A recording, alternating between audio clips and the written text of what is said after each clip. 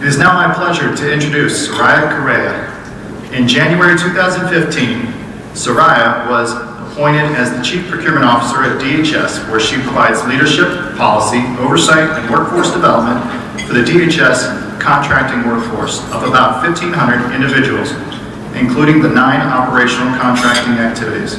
As the Senior Procurement Executive, she also oversees a centralized certification and training program for the DHS acquisition workforce and partners with the Chief Acquisition Officer in managing major acquisition programs, ensuring each has a sound acquisition strategy, conforms to the Secretary's Unity of Effort initiative, and fully supports DHS mission needs.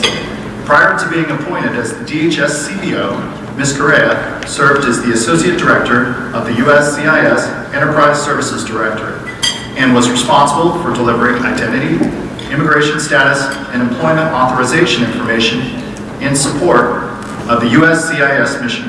She joined USCIS in January 2011 as the first Deputy Associate Director of the Management Directorate, where she led key management and infrastructure services to support the USCIS mission. Before USCIS, Ms. Correa served as the Executive Director of the DHS Office of Procurement Operations and also served as the Director of the Office of Procurement at ICE. Ms. Correa has also held key leadership positions at and including NAVSE, GSA, NASA, and DHS headquarters. Her accomplishments as a leader have been recognized by both government and industry. She has received several awards, including the CAOC's Individual Award for Excellence, Fed 100, and Public Sector Partner of the Year. Ms. Correa has an undergraduate certificate in acquisitions management from the American University in Washington, D.C., and a BA in management from National Louis University. Ladies and gentlemen, Soraya Correa.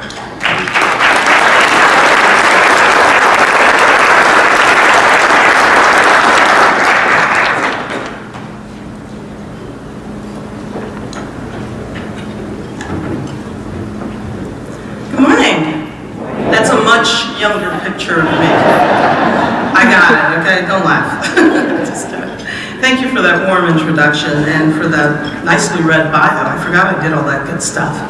I'll translate that for you very quickly. So, my career has been in procurement primarily, but I've moved from procurement into program management and back into procurement throughout my career. So I've sat kind of, you could say, on both sides of the table. I've been a customer of procurement, and I've been the service provider in procurement. So I kind of bring a unique perspective to the job sometimes when I'm talking to my policy folks and that kind of stuff. I drive them a little crazy because sometimes I go, customer's not going to understand that. Why is that important to them? Break it down for them.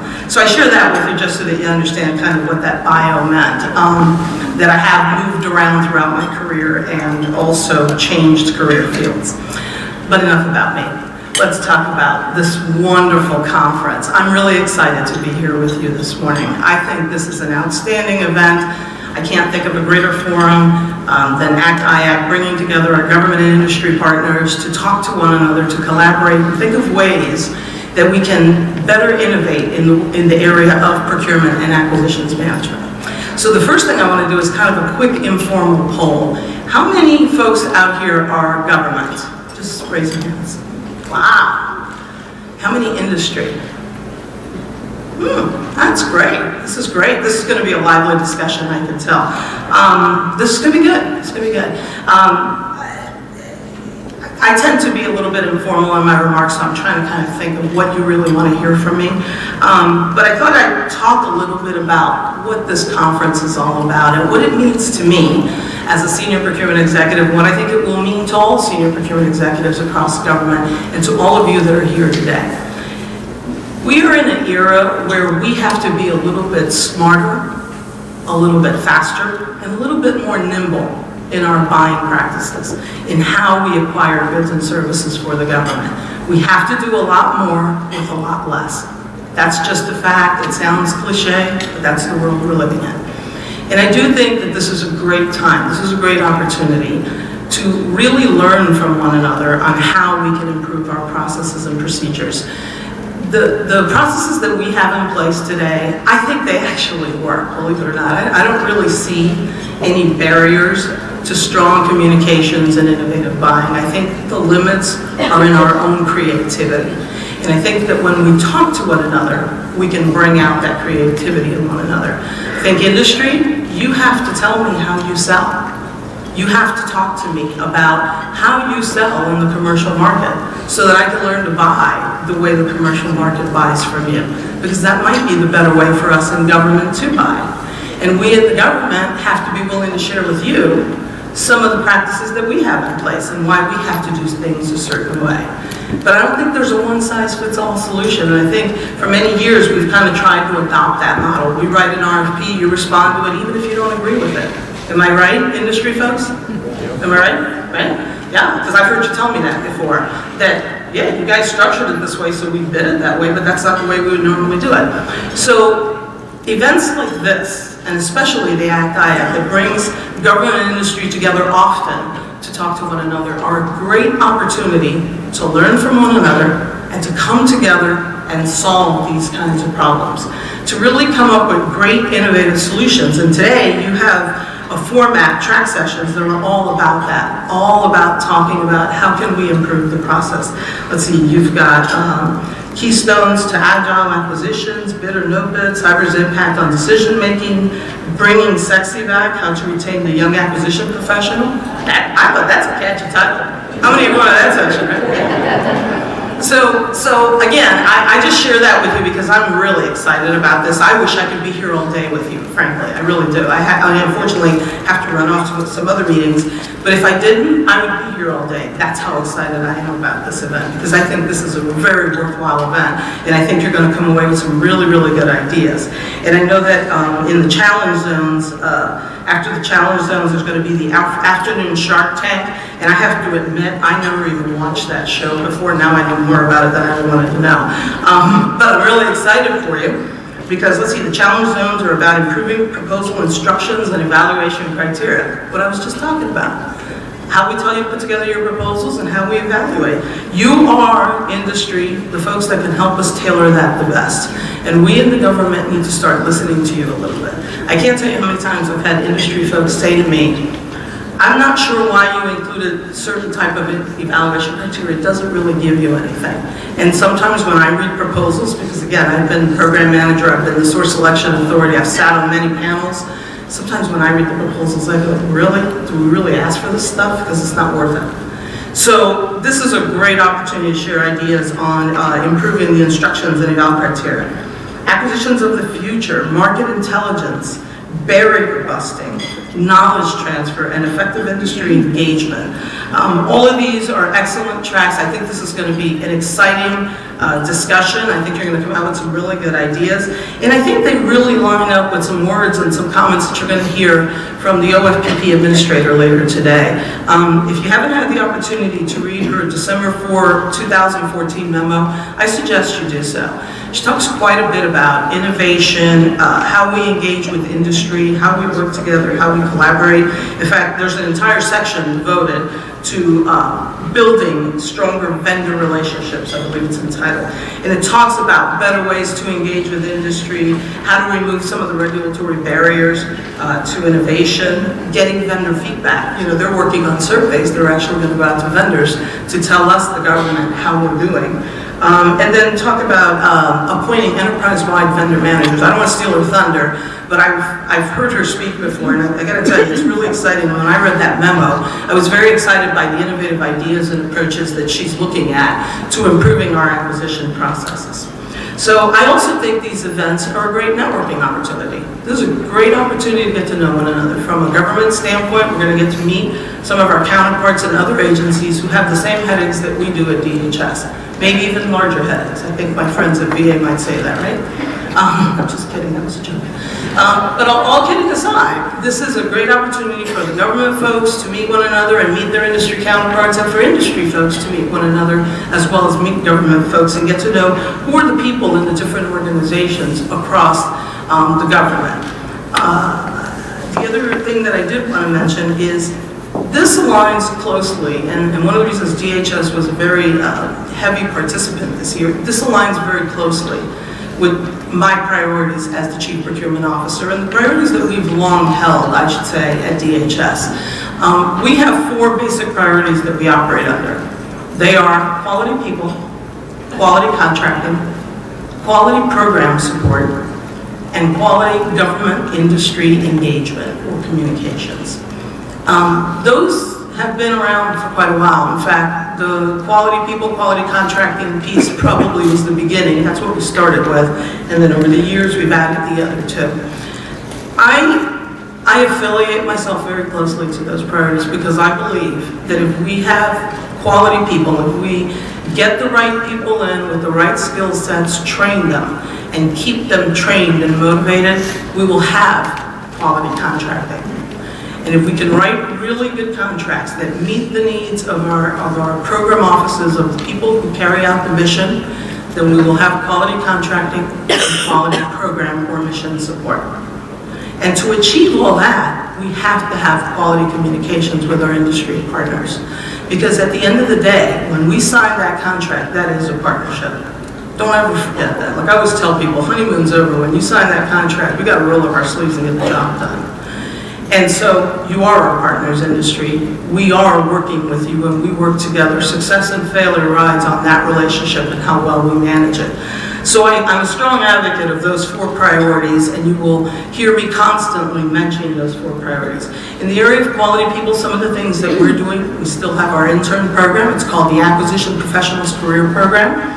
It's a 3-year rotational assignment where we bring in interns and we take them through a fairly rigorous training and formal training as well as on-the-job training experience, working with a senior mentor, and they really learn contracting from the inside. And they become DHS acquisition professionals. We certify them. We run our certification program. We also have in our certification program, I should mention, is beyond just procurement. We also certify our program management, logistics, etc., cost estimators, and others.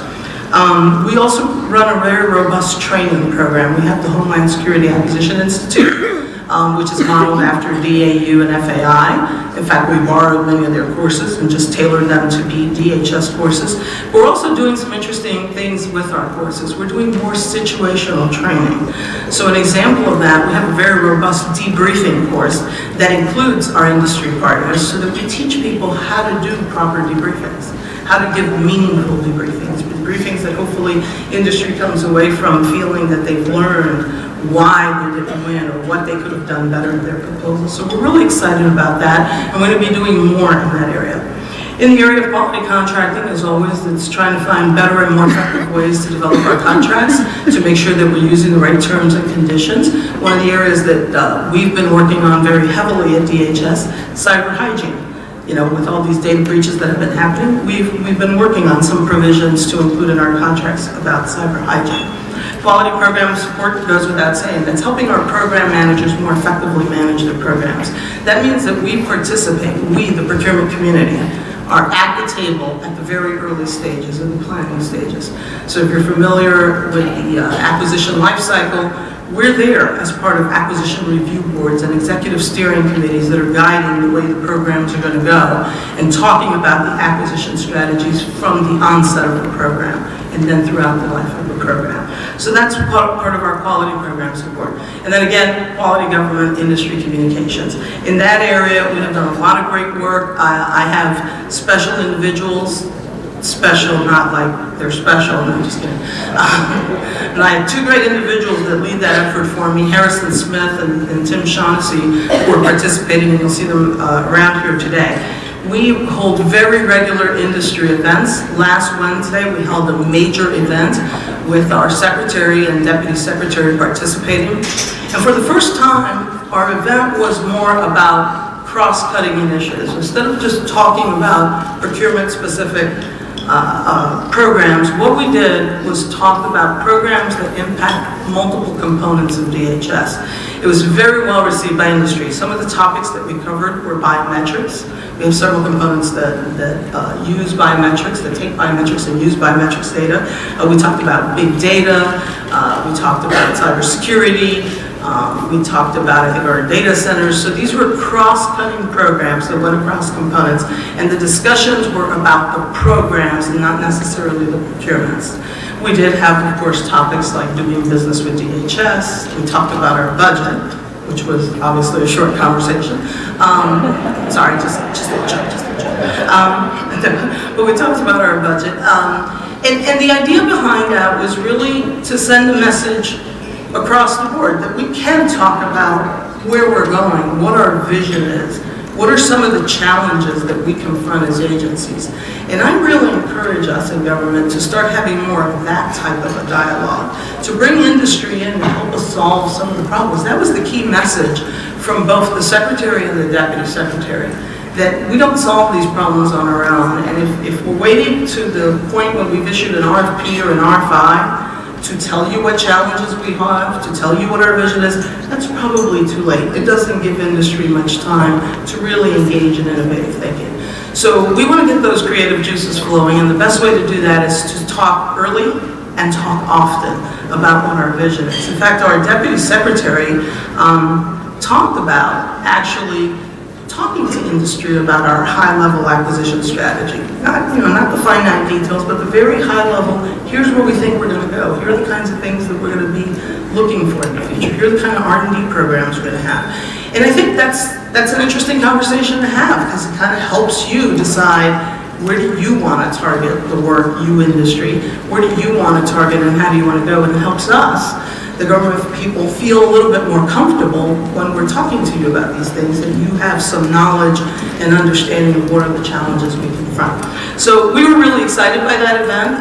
It went very well. It was very well attended. We had over 400 attendees. The feedback was very positive from industry, and that's one of several events that we have planned. And we've been talking to industry on a very regular basis. We hold a lot of industry engagements at the component level at DHS, but also at the DHS level.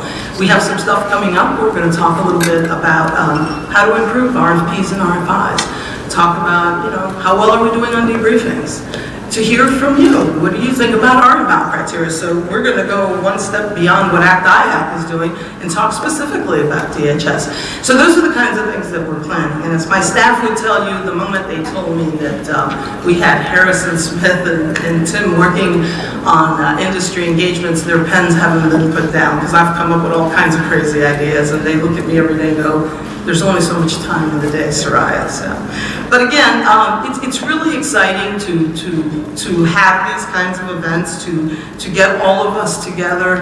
It's not often that we can do this. This is going to be a full day, so it's a great training, learning opportunity. It's also a great networking opportunity. I can't emphasize that enough.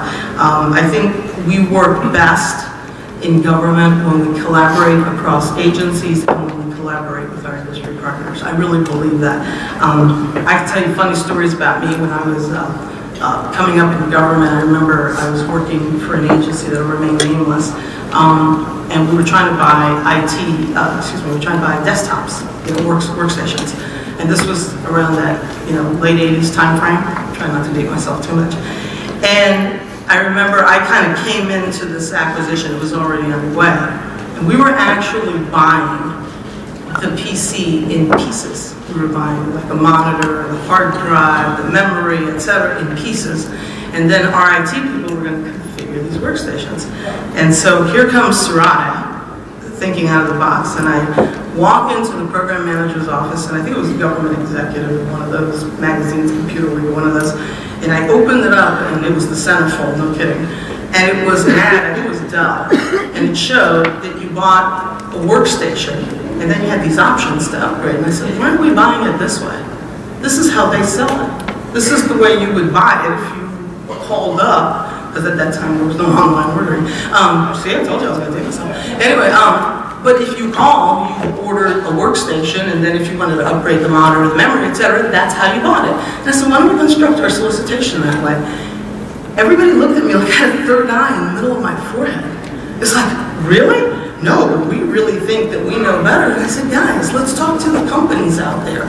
So we called in some companies and we chatted with them, and they actually said, if you buy our pre-configured workstations, the way you're seeing in the ad, that this is your basic workstation, and then you can upgrade as follows, it makes it easier for us.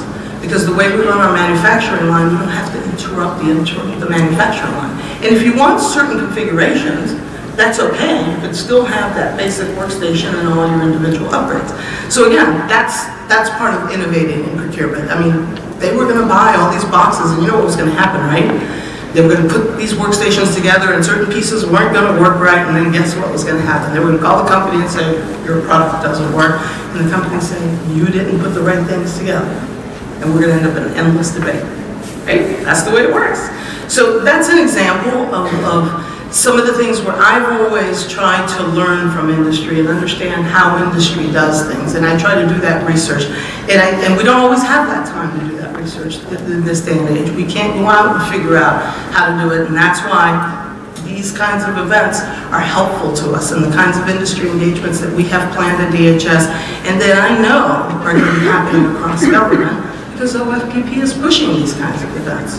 One of the other areas that I think you're going to hear a little bit about is IT buying. You know, how do we acquire, cloud services?